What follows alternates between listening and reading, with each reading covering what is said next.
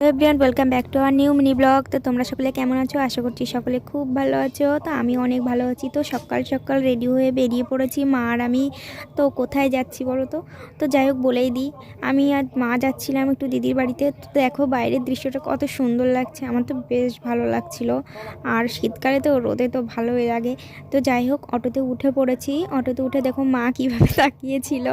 তো মাকে আমি বলছি মা একটু তাকা ভালো করে, তো মা দেখছিল। তো যাই হোক আমি অটো থেকে নেমে পড়েছি। তো দিদি বাড়িতে যাচ্ছিলাম, দেখতেই পারছো চারি সাইডে বাগান আর বাগান।